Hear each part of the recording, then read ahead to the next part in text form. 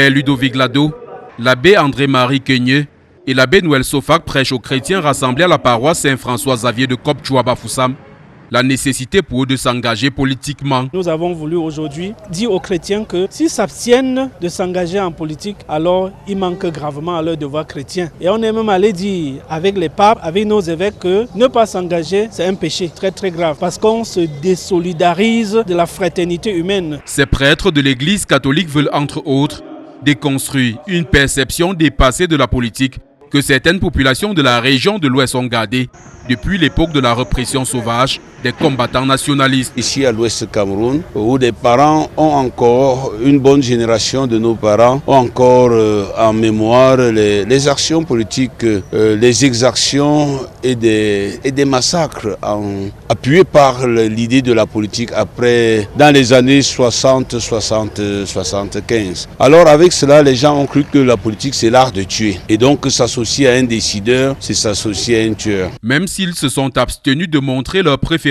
pour un des potentiels candidats, ces prêtres ont néanmoins donné quelques éléments qui devraient guider le choix du chrétien. Comme les évêques l'ont toujours dit à la veille de chaque élection au Cameroun, votez le candidat qui est à même de relever les défis auxquels est confronté notre pays. Votez le candidat qui a, n'est-ce pas, les moyens physiques, intellectuels, moraux et spirituels pour relever le défi. Alors que la polémique enfle sur la capacité de l'actuel chef de l'État de continuer à conduire la barque du Cameroun, Père Ludovic Lado fustige plutôt une faille de la constitution camerounaise. Aujourd'hui, on n'a pas de limite d'âge, ça veut dire que même un centenaire peut se présenter aux élections présidentielles. Mais vous pensez, comme l'a dit Monseigneur Cléda, ce n'est pas réaliste parce que quel que soit le cas, même si on est un génie du genre humain, ou une espèce rare du genre humain, à partir de 92 ans, on sait que les facultés humaines baissent et diriger un pays difficile comme le Cameroun, un pays qui a déjà subi les conséquences de la malgouvernance, à cet âge-là n'est pas réaliste. Donc personnellement, je ne lui conseillerais pas. Organisée par l'école cathédrale de théologie de Bafoussam,